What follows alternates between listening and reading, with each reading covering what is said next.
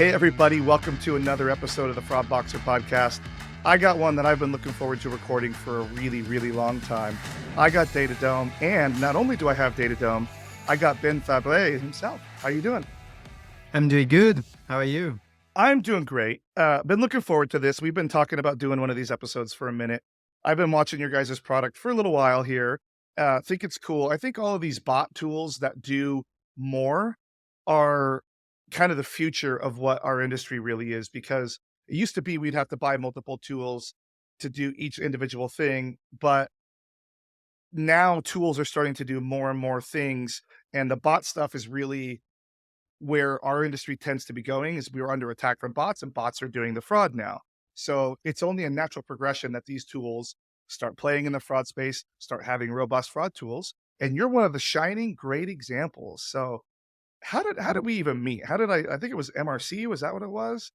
Like, Yeah, exactly. We are part of MRC, and I think we met there. And actually, some of our customers are part of MRC, where we are all together fighting the fraud. And I think that it's a great organization. yeah, and you guys actually even just recently did a really cool webinar with the MRC about AI and those like Gen AI stuff, which is on everybody's mind these days. Great session there. You guys have a great blog post up about that too, kind of summarizing what that session was. Just was reading through that the other day. That's kind of some bonus content that I'm adding in here. But I was lucky enough. I was in New York last month, and I even swung by your guys' office there in Soho. You guys took me to a very nice lunch. Thank you for that again, you guys. But enough about us. Let's talk about DataDome. So tell me, what is DataDome? What's the history of DataDome? How did you get to where you are today? Yeah, sure. So DataDome is a cyber fraud solution. So we protect websites, mobile apps against automated threats and against the fraud more broadly. So the story behind DataDome is my co-founder and myself. We are serial entrepreneurs. So DataDome is actually the third company we have created together. And before DataDome, we provided a SaaS platform to track the brand reputation online. So we Hmm. provided dashboard where brands could see their mention on blogs, socials, medias, etc. And in order to provide a solution, we had to develop bots to scrape contents on the internet. We had the opportunity to have a successful exit. And then following that, we were surprised to see that none of the bots that we had to develop were actually blocked by any website. So we started to investigate into that bot traffic, and we discovered that they were used by attackers in order to run attacks at scales on all large enterprise websites and mobile apps. Yeah, and I think that the it's such an interesting thing because so many people, like when you say the word bot, a lot of people's minds, especially in our industry, go to like trying to obtain inventory, like get a pair of shoes, get a PS5 Pro, or get ticketing inventory to resell it to do some sort of scalping activity. But bots do all sorts of things. They scrape data. Like I know on my site specifically, we have people that kind of set up their own versions of our site, and they scrape our product inventory. They scrape our pricing, and then they do drop shipping from that. Now, it's something that we don't like, and we use brand reputation services as well to monitor what people are saying, monitor our mentions as far as like people using fake like affiliate codes and those sorts of things. But bots are everywhere these days, and they Yeah. are not just trying to buy inventory. They're not just trying to steal your information. They're doing all sorts of things. But I think one of the things that we really wanted to talk about today here specifically is probably on the front of all of our minds these days, and it's accounts, specifically related to ATOs and account security.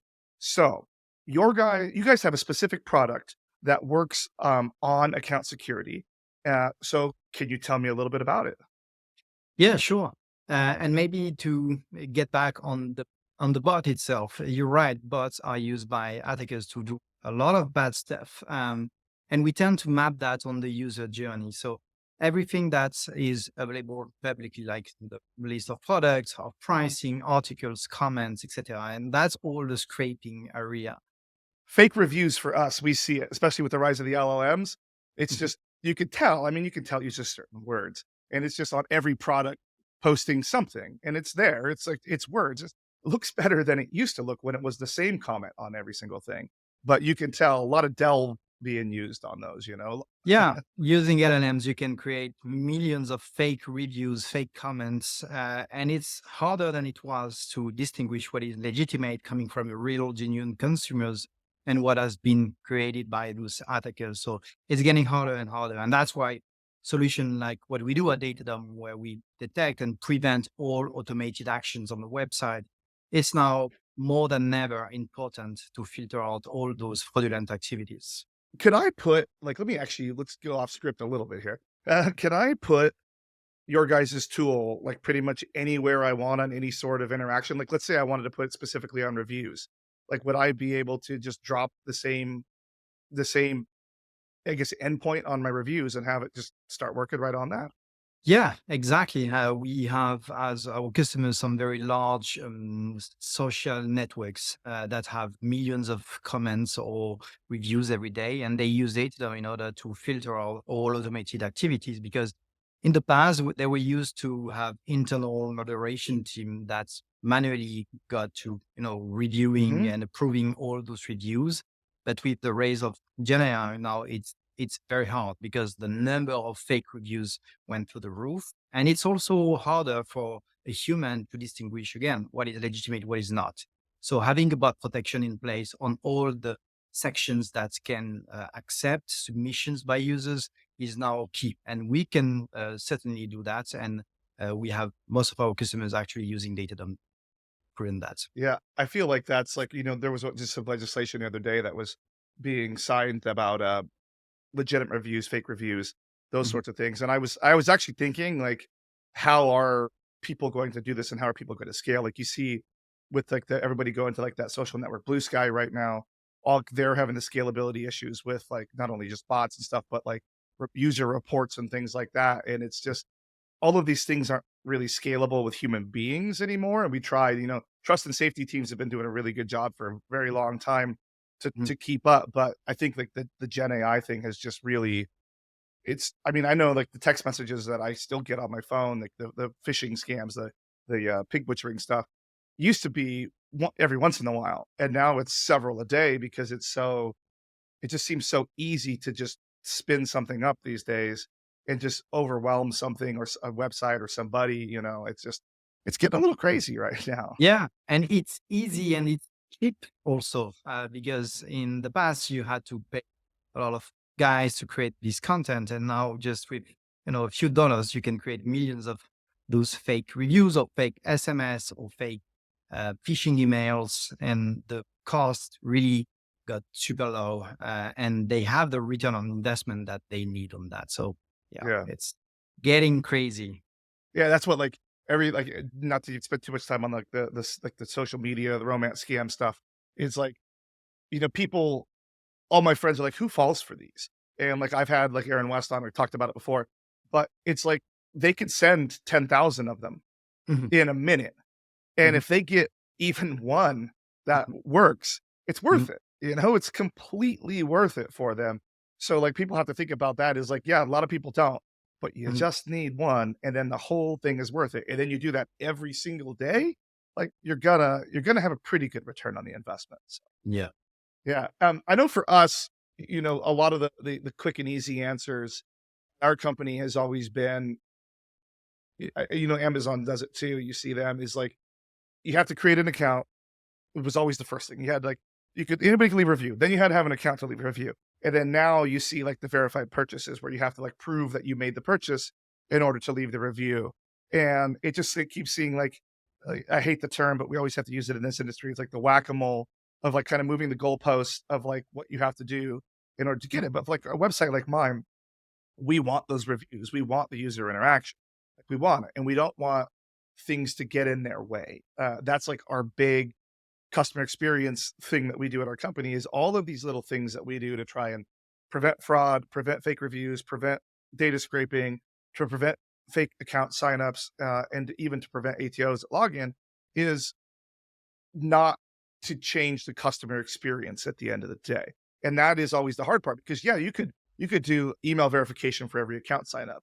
You could do only people that have like, bought a certain amount of dollars could leave any sort of review, and you can only leave a certain amount of reviews. But it's not a good customer experience. And we want those cultivated customer interactions on our site because it makes people come back. It makes people trust us, and that's I can't be having somebody solve a CAPTCHA every time they log in like Yeah.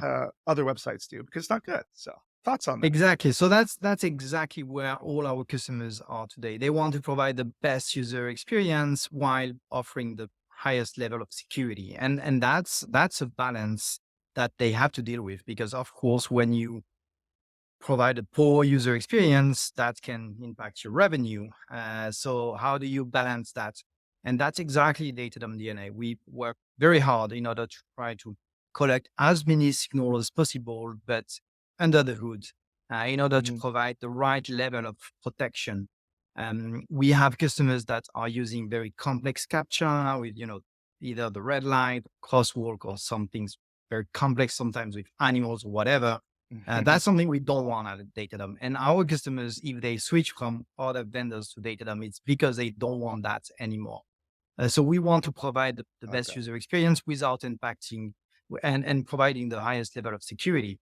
And coming back to your point about fake account creation, account takeover, it's also the same. The MFA, multi-factor authentication, it's great, but it can impact the user experience. So how do we balance that? And what we've done at Datadom is with our new product, Account Protect, we provide the right level of signals to our customers so they can decide if they want or not to enforce MFA. So that means if the login is coming from a genuine users where we have a huge level of confidence on the device, on the behavior, we say, well, we don't need to enforce the MFA because we know this Mhm. user, we know it's a genuine user, so we don't want to, decrease the user experience.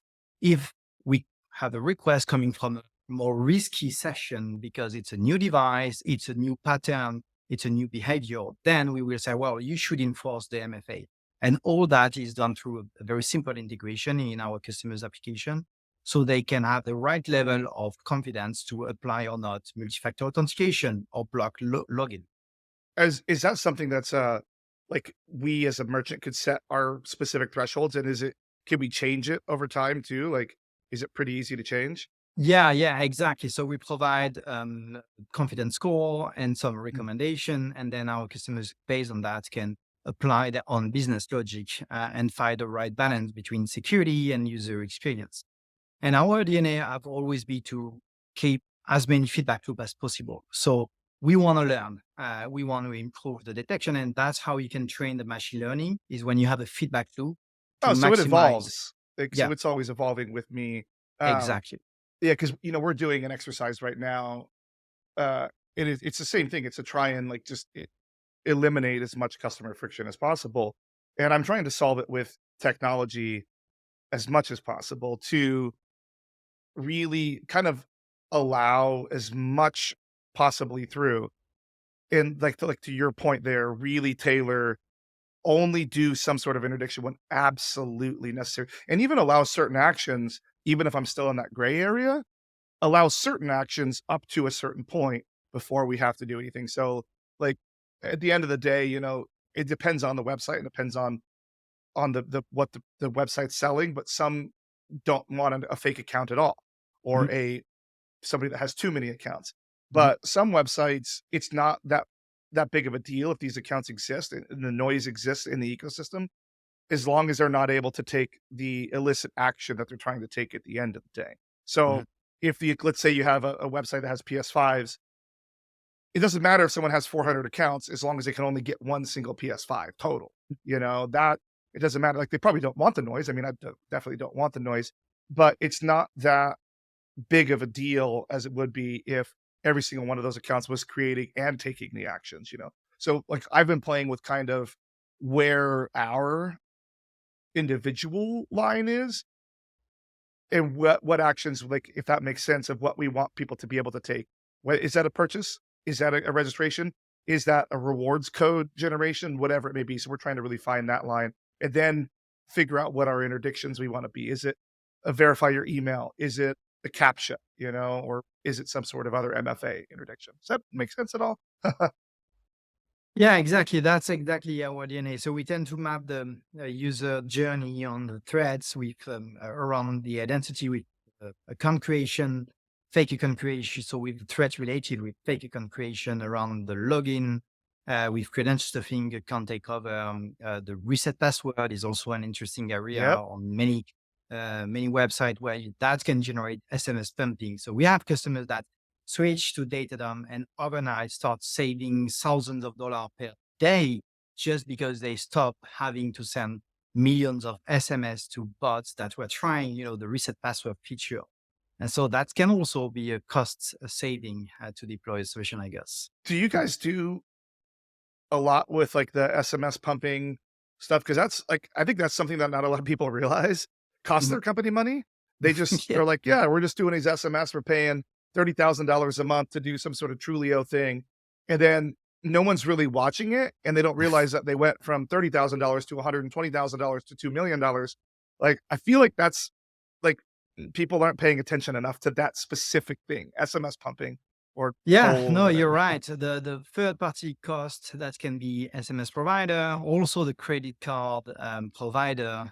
It's two very interesting topics that went through the roof recently. We have one of our customer on very same logic, like third party costs that are going through the roof because of bots trying either reset password feature Yep. or credit card numbers. So we have one of the largest travel hotel chain in the US. They switch on Datadom because they were spending 100,000 a quarter, $100,000 a quarter with credit card decline transaction fees Hmm. because bots were using their website to try if the credit card number is valid or if it's blocked. Yep. And even though it costs not a lot, when we talk about millions of credit card transaction decline, that can cost a lot at the end of the day. So switching on Datadom, they've saved 400K a year on their bill to the credit card provider. Yeah, and I have to say, I prefer to not pay, fees to my credit card processing.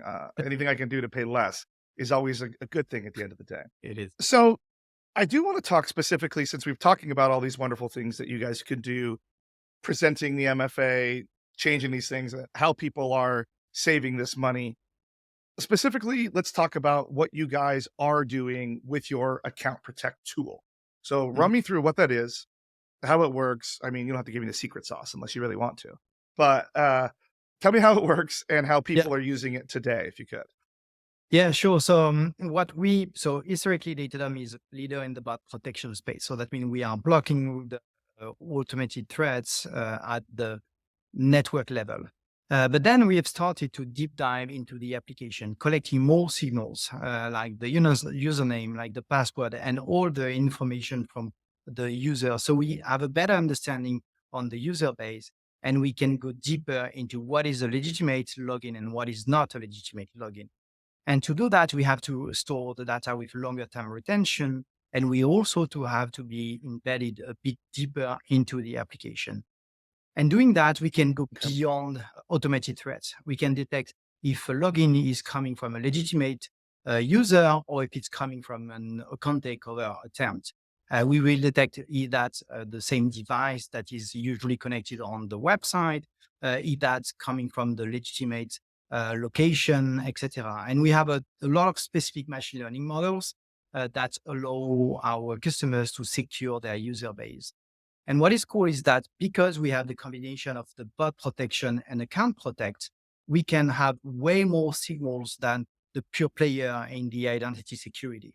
When someone is trying to log in on a website, it's not the first time we see that user because we start tracking that user and collecting a lot of signals when the user reach the home page of the website or a product, etc. And we have a lot of signals when the user will try to do some risky actions like create an account, like login, like reset a password, or access change the address, or input a credit card number.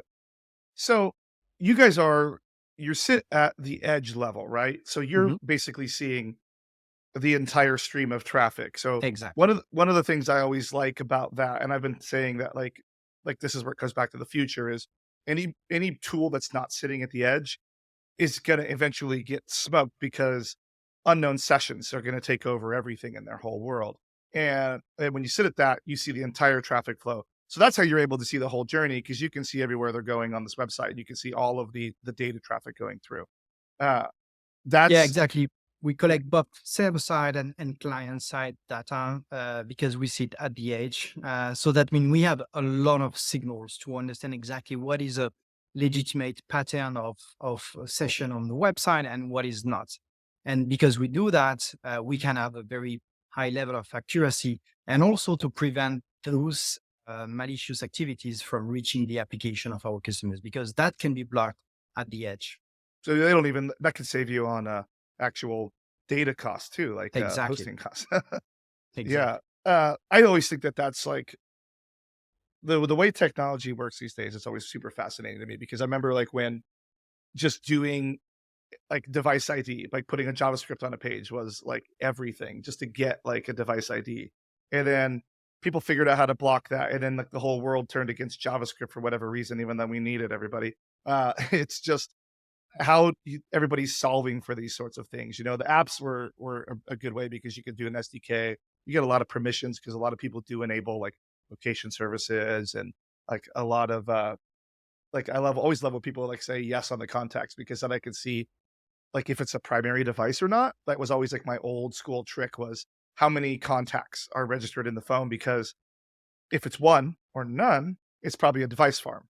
But if there's like 458, you know, it's someone's actual device. So they're a little more trustworthy on that same thing. Same thing with like unread text messages and all that. This is like 10 years ago stuff though. But now like, but I remember like, you know, even when I was going through an exercise a couple years ago here, because we changed our tool, we were looking at our unknown sessions and we were getting upwards 30-40% of all of our traffic was unknown sessions. And some of that, like it can't always be attributed to malicious actors because there are, yes, the people that are actively trying to block that. But the big focus on privacy these days, especially like automatically opting into like private relay on Apple and all that stuff, is really like changing what our tools can do. And yeah, there's carve outs in all of these things, GDPR, in the Apple privacy for the purpose of credit card fraud prevention. But a lot of times, like people are getting focused or getting privacy focused without realizing they're getting privacy focused, and it's kind of automatic. And we have to, as people on this side of it, trying to protect them still, work inside those confines. And I think the edge processing stuff and like the CDN level stuff is definitely Yeah. the fact of the matter going forward. Yeah, no, that's a very interesting topic. And if we think about privacy, it's also interesting because on one side, of course, we want to provide more privacy for users, but on the other side, we want to provide security.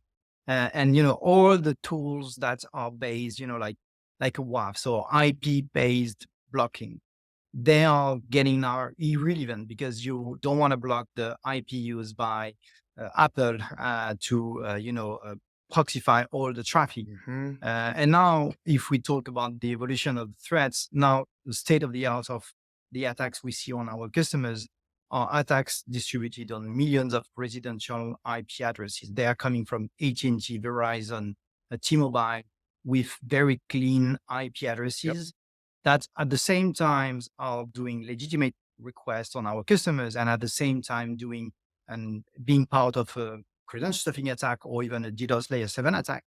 And you don't want to block all the traffic coming from this IP. So that's why we have developed a detection and a blocking that is per session and per request in order to have, you know, the best of the false positive and false negative rates in the world where attacks are not coming from, you know, China or Russia anymore. They are coming from the US, the From sophisticated one. inside the house. Yes. Yeah, exactly. From inside the house, because there is an infected device connected, an IoT or a mobile app that is using your mobile phone to as a proxy. So yeah, that's the fun part of what we do now. It's, you know, it's resonating with me because we're watching and monitoring one that was one of the best botnets we've ever seen, and it was all residential IPs. It was all legitimate traffic, which these people probably don't even realize their computer's infected. They're probably Mhm. going about their normal daily life. They're probably still doing their online banking, but meanwhile, there's some malware running in the back that's trying to make purchases on my website, and doing some card testing. And the granted, like we spotted it, and we're able to do something about it, but if we didn't have the sophistication that we have at my company, we wouldn't have been able to, and we probably would have had a bad time, as they say on Mm. But, so pivoting a little bit, uh, I understand you guys have some questions for me. I Uh, do. so let's do it. Let's see if I know what I'm talking about in this world, or if I'm just a talking head on the computer screen these days. So what do you got for me? Hit me. Yeah. So we've done a very deep study that we've published on our global bot security reports. And one of the first question I want to ask you is, um, what do you think is the weakest endpoint on customers on large retailers' website? Is that cards, login on homepage? Carts, login, or homepage. I want to say login because because that's what people hate to have any sort of issue with to get their customers in. But I want to say I'm going to go with homepage because most people don't think there's any bad actors on their homepage. So that's my guess. You're right. You're not right. So sorry Ah, about that again. That's the cost. oh, Why? Because it's deeper in the user journey. So usually, many of the marketing team are very obsessed by their traffic analysis on the homepage. okay. So they are looking very deep into the bounce rate and all those KPIs. Yeah, So they have a I can see that. huge incentive to make sure that the homepage traffic is clean. But then the login is also very known as very sensitive part. But then the cart is sometimes like the blind spot of retailers. Interesting. I guess it's because like I personally focus so much on the checkout Yeah, that like I just assume that you know that. everybody does, but I guess like the cart itself I wouldn't think about because yeah, what are people adding? So very look at that. You got me on that one. Nice work. The second question is about percentage. What's in your mind the percentage of websites that have zero protection even against simple bot attacks? Even against simple bot attacks. I'm gonna say 50%.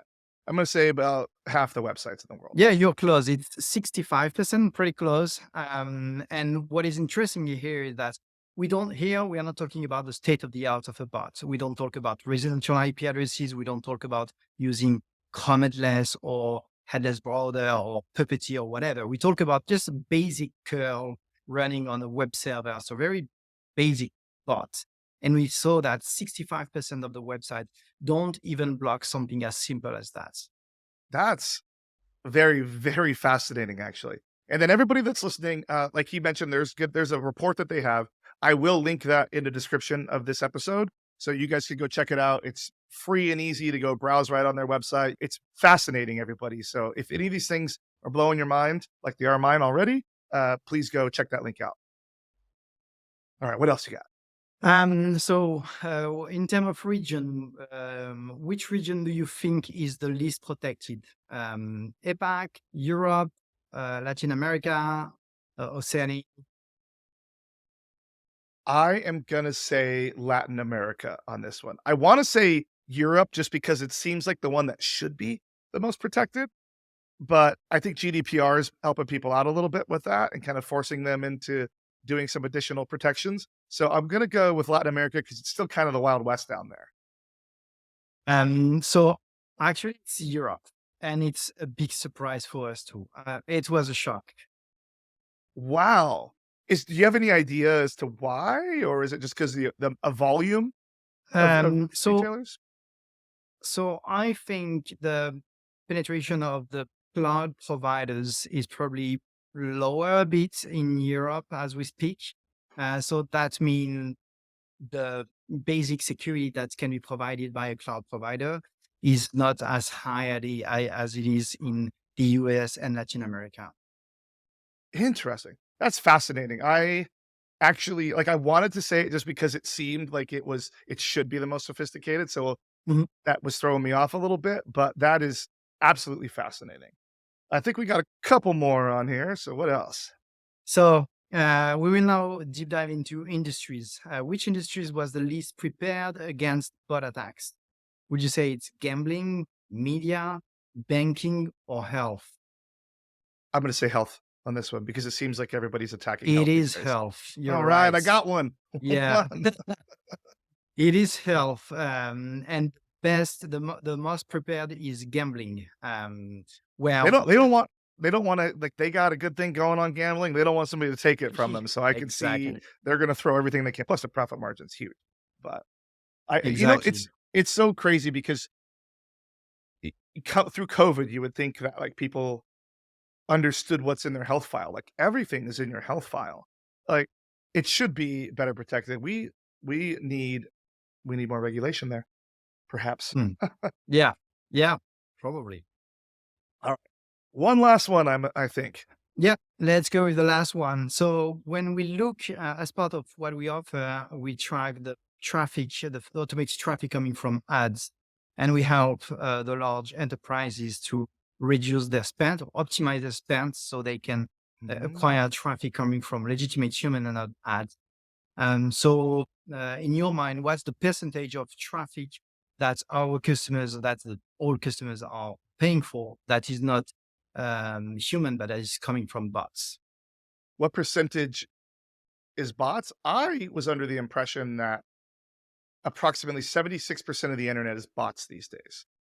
That's So that's part of yeah, like the dead so internet theory or whatever, yeah, right? yeah. Like, In the internet in general, it's somewhere in that area. On ads more specifically, there are still some filter, so the traffic is lower. So it's 35%, but that means you have a direct cost. It's 35% of what you are spending on your ads campaign so that that can be $7 saved. Google click could just Exactly. be at 35% of the time as a bot, just costing me Ex- $7. exactly. So we are talking about a lot of money here. Wow, that's pretty fascinating. I think like I never really even think about the bots on the ads, at the end of the day. Um, that's that's something that it's given me a lot to think about. Now, I think you guys do have a tool that people can use, right, to test their own website for free, Exactly. right? Like to see how much of so they're 35% or they're 76% they can see. Can you tell me a little bit about your bot test tool? Yeah, exactly. So what we've done is that we have released a free tool where anyone can enter their domain name, and then we will run a discovery solution where we'll inventory all the subdomains related to that domain name. And then we will run some tests to see if those websites and those subdomains are effectively protected against bots, basic bots, medium bots, or very sophisticated bots. So that's free. So you can just understand how much you are already protected, and also to help any enterprises to make sure they don't have blind spot. Because as you said, attackers will find the weakest spot in your infrastructure. So if you are protected on the main door, but then you have some area where you can go directly inside the application without going through the security, that's a blind spot. And we see that Yes. attackers will find any blind spots in your security. And if I'm not mistaken, this new bot testing tool is brand new today, December Ex- 2nd, right? exactly, you're right. It's just been released. That's pretty cool. I think that that's really fascinating to be able to just put my website in and see what's going on. I think like, as I've had my career in started in just fraud prevention, just stop the bad guy from using the credit card and watched it evolve into all of these different things. I read a great article even just the other day that said like that essentially actually it was your guys' article. Well, you're not even kidding. It was your guys' article that essentially fraud teams and cybersecurity teams are becoming one. Yeah, Exactly. and it's true. I've watched a couple of the companies, like, my friends over at Target, they moved the fraud team under the security team long ago, and I love hearing their new titles when, like, I see them at conferences when they're up on stage. But it's true though, because I meet with my cybersecurity team regularly here at my company, and we have to talk about the things that we're working on because usually there's crossover, and there's crossover more than ever. And the bots are always the primary driver of everything that we're working on right now. And how do we stop them from taking X action, whether it be the fake reviews, whether that be adding things to cart or making us look like we're out of inventory, or whether that be just clogging up our normal pipes of our website. It is so true. So everybody, I will put the link to the bot testing tool that is new today in the description. It's probably going to be above the actual report, everybody, because that's the cool new sexy hotness that they have out, and I want everybody to see it. I'm actually going to use it myself and see what they come up with on our site because I think it's super fascinating. So, Ben, anything else you'd like to say on here? Yeah, no, excited to have this discussion with you. You have an impressive knowledge on the topic, so it's a great discussion. Yeah, it was a lot of fun. I thank you guys for putting this together and coming on my show and quizzing me and making me realize that I really need to go back and brush up on it. So I purposely tried because I knew there was a quiz coming, everybody. I purposely did not go download the report so that I could make sure that like I was going in and testing my actual knowledge on this. So thank you for doing that. But now I'm gonna go read the report because I definitely need to brush up. But this was so much fun. I love talking about bots. I love talking about account security. I can't wait to watch you guys continue to grow. And uh, DataDome, everybody go to datadome.co. Get your DataDome on. Thank you, Ben. Thank you for having me. Talk Yeah, to you soon. everybody, we'll talk to you later.